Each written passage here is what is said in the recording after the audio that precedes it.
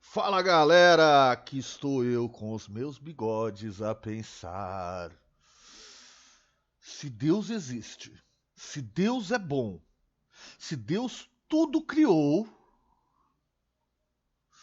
então foi Deus que criou o mal? Como é que o mal existe? O que é o mal? Ora, se eu pensar em todas as atrocidades cometidas pelos nazistas durante a Segunda Guerra Mundial, se eu pensar em todas as atrocidades cometidas por regimes totalitários durante toda a história do mundo, se eu pensar nesse mal diário que nos aflige, com pessoas assaltando, matando, com pessoas fazendo coisas que não são boas, será que isso tudo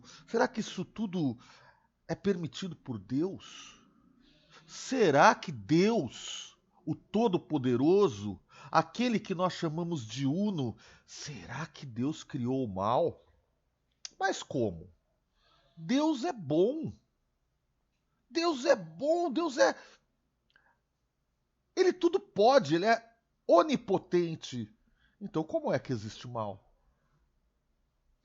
Essa é uma pergunta que foi bastante estudada por alguns filósofos lá no começo, né, do cristianismo. Entre eles, um filósofo que eu gosto muito chamado Santo Agostinho, ou Agostinho de Hipona. Agostinho de Hipona nasce numa cidade chamada Tagaste. Tagaste fica lá na Argélia, ficava na Argélia, era um território ocupado pelos romanos. E Agostinho, quando nasce, não tinha nenhuma intenção de ser cristão. Pelo contrário, Agostinho tinha a intenção de ganhar a vida como orador, como advogado. Agostinho tem uma vida extremamente agitada, regada a bons vinhos, a belas mulheres. Isso tudo foi ele mesmo que escreveu, não é fofoca de vizinho. Acontece que a mamãe do Agostinho era uma cristã fervorosa e ela sempre conversava com Agostinho.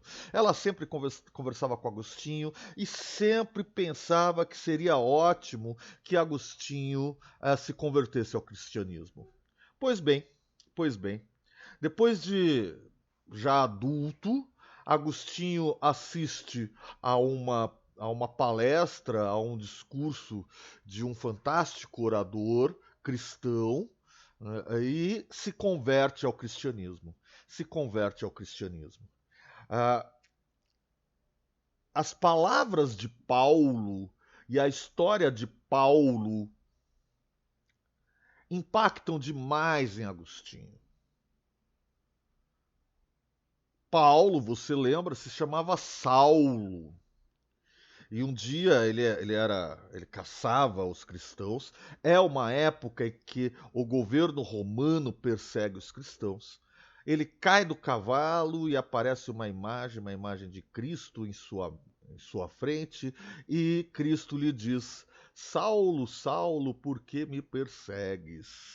A partir daquele momento, Saulo começa a se chamar Paulo, Paulo de Tarso, e Paulo então começa a pregar o evangelho. O Agostinho ele segue um caminho semelhante. Ele se converte ao cristianismo e começa a estudar as coisas de Deus. E começa a ver lógica nas coisas de Deus. Algo impressiona demais Agostinho, né? Aquele verso, tem um versículo na Bíblia onde está escrito: Eu sou aquilo que sou. Agostinho olha esse verso e diz assim: puxa vida, aqui você tem então a prova de que Deus, o grande arquiteto do universo, de que Deus, o maravilhoso Deus, o poderoso Deus, é o ser que a filosofia tanto procura. Mais ainda, você vai lembrar que lá no Evangelho de São João está escrito: E o Logos fez-se carne. Em algumas traduções, e o Verbo fez-se carne. Logos é uma palavra usada desde a antiguidade na filosofia para, para se expressar como uma inteligência maior. O que quer dizer então esta frase e o Logos fez-se carne? Significa que essa inteligência, essa energia, essa força, seja lá como você pensa, seja lá como você a imagina, ela se transformou em carne, no caso Jesus Cristo, e desceu à terra no meio de nós. Quero deixar algo muito claro. Eu aqui não estou falando de religião. Esse bate-papo nosso não é sobre religião, é sobre filosofia. Você pode não acreditar em Deus, não acreditar em Cristo, mas é muito importante que saibamos o pensamento de Agostinho, porque ele é uma das bases do cristianismo, inclusive do cristianismo moderno que usamos hoje em 2020. Pois bem. Então, o que o Agostinho pensa? O Agostinho pensa que, ah, e aí que é a base de toda a história cristã. Então vamos pensar assim, a base da história cristã é a expulsão do paraíso. Quando Adão e Eva estavam no paraíso, desobedecem ao Criador e são expulsos do paraíso. São expulsos do paraíso. E uma vez longe do paraíso, então vamos imaginar, aqui está Deus. O homem, ele é mandado para longe de Deus. O homem é mandado para longe do divino. E a alma humana, porque o homem é corpo e alma, a alma humana anseia, ela quer voltar ao paraíso. Ela quer voltar ao divino. Agostinho Agostinho começa a pensar assim, como é que este homem que foi expulso, como é que nós, seres humanos que fomos expulsos do paraíso, podemos voltar até Deus? Nós precisamos de um intermediário. E aí ele vai de novo na Bíblia e vê Jesus dizer que eu sou o caminho, a verdade e a vida, ninguém chega ao Pai senão por mim. Então Agostinho pensa que aquele Logos que se transformou em carne na figura de Jesus Cristo é o intermediário que vai nos fazer voltar ao paraíso, vai nos fazer voltar ao Criador. Porque sozinho nós não conseguiremos voltar. Ora, diz Agostinho, para voltar ao Criador, nós devemos pensar algumas coisas. Então vamos de novo nas cartas de São Paulo Apóstolo, e ali ele vai falar, né, na carta de São Paulo Apóstolo, famosa aos Coríntios. Vai, Coríntios, meu Deus! Não, não é esse Coríntios, não. É Corinto, uma cidade grega, onde Paulo escreve esse trecho belíssimo da Bíblia, né? Ainda que eu falasse línguas, a dos homens e a dos anjos, se eu não tivesse amor, seria como um sino ruidoso ou como um símbolo estridente. Símbolo era um instrumento musical. Ainda que eu tivesse o dom da profecia, o conhecimento de todos os mistérios e de toda a ciência, ainda que eu tivesse toda a fé, a ponto de transportar montanhas, sem amor eu nada seria. Ora, o amor para Paulo é aquilo que vai fazer com que nos liguemos novamente ao nosso Criador. E esse amor é representado na figura de Jesus Cristo, aquele que teria dado a vida por nós, para que nos reencontremos com o Pai, aquele que nos dizia para dar a outra face quando somos humilhados, aquele que dizia para perdoar não 7 vezes, mas 70 vezes 7 vezes. Pois bem, Agostinho vai dizer que este amor que nos une ao Criador é o amor com o qual nós somos criados, porque Deus nos criou a partir de seu imenso amor. Mas e o mal, Edinaldo? E o mal, professor Ed? Onde é que está o mal nisso? Vamos chegar lá. Imaginem os senhores que os senhores estão num dia de sol, um dia de sol de outono. É um sol de outono gostoso, né? O sol está está aquecendo sua pele, e então você sai do sol e vai para a sombra. Obviamente, você deixa de sentir calor e começa a sentir frio. Imagine você que agora enxerga, você que vê. Se você por algum momento deixa de enxergar, as coisas continuam lá, mas a sua visão está escura. Da mesma forma, nós, seres humanos, nos afastamos de Deus. E quando nos afastamos de Deus, nós nos afastamos do bem absoluto.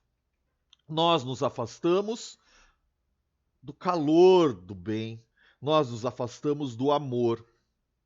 E dentro de nós, surge a ausência do amor. E essa ausência do amor é o mal. Portanto, para Agostinho, o mal é a ausência do bem.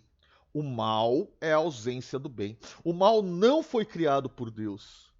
O mal surge quando o homem se afasta de Deus. E quando ele se afasta de Deus, ele tem uma coisa que o nosso querido Agostinho vai chamar de livre-arbítrio. O homem pode ou não voltar até Deus. Ele é livre. Ele é livre para seguir Cristo ou continuar na sua vida alimentando apenas os desejos da carne. Esse livre-arbítrio faz com que o homem continue na penumbra, continue tão afastado de Deus a ponto de vivenciar o mal. Mas como é então que nós saímos da penumbra, nós saímos da escuridão e nós atingimos o bem? Agostinho diz que nós temos duas partes em nós, o corpo e a alma. Enquanto a alma desesperadamente anseia em voltar para o Pai, o nosso corpo quer apenas desejos e tem apenas desejos que o satisfaçam. Desejos sexuais, desejos de gula, prazeres que são prazeres apenas para o corpo. Agostinho diz, portanto, que quanto mais eu me afastar desses prazeres, quanto mais eu me afastar dos prazeres do corpo e assumir uma postura de buscar prazeres da alma, mais eu me aproximo novamente do Criador. Isso acontece com a história de Agostinho, que quando se converte, muda totalmente o seu estilo de vida. Isso está num livro maravilhoso chamado As Confissões de Agostinho, onde ele escreve que amou tarde a Deus, mas esse amor fez com que ele despertasse. Então Agostinho, ele acaba escrevendo de forma tão maravilhosa seus pensamentos, que acaba se tornando um dos pensadores mais importantes da história do cristianismo. A somar apenas o fato de que, dois fatos, aliás, de que Agostinho diz que Deus, o Todo-Poderoso, o Criador, não necessariamente está nos templos, não necessariamente está longe de nós, num céu inacessível. Deus está dentro de nós, Deus está em nossa alma, Deus está dentro do que nós somos. E como é que eu chego até Ele? Com uma postura de reflexão, com uma postura de observação da própria alma. Ora, Agostinho vai nos dizer que a fé é o primeiro passo para que compreendamos a Deus. Essa frase é outra frase muito importante, onde ele vai dizer que eu preciso crer para compreender. Primeiro eu tenho a fé. A fé, ela é a base de toda a compreensão das escrituras sagradas. A partir do momento que eu tenho fé, eu guio a minha razão para o conhecimento do divino, para o conhecimento do Criador, para o conhecimento do Logos, esse Logos que se fez carne para guiar novamente a minha alma de volta àquele que me criou, àquele ser que é o que é. Senhores, essa é a história de Agostinho de Hipona, que morreu, que nasce em 354 depois de Cristo, morre em 430. É considerado um dos grandes pilares do cristianismo. Ele foi bispo da cidade de Hipona, por isso que ele é conhecido como Agostinho de Hipona, e posteriormente transformado em Santo Agostinho. Ok? Espero que você tenha gostado do nosso bate-papo. Espero que você tenha gostado deste grande filósofo chamado Agostinho, um dos meus filósofos prediletos. Gosto muito quando ele escreve sobre amor, quando ele escreve sobre a fé como uma orientação para a razão. É muito bonito. Você pode, como eu te disse, não ser cristão, não acreditar necessariamente no Deus pregado pelo cristianismo, mas a filosofia de Agostinho é um bálsamo para a alma. Portanto, o mal é a ausência do bem, portanto, o amor é o que nos leva de volta ao encontro com o Criador. Valeu? Espero que vocês tenham gostado da aula. Um grande abraço e o Deus de dentro de mim honra e saúda o Deus de dentro de vocês. Namastê, galera. Valeu!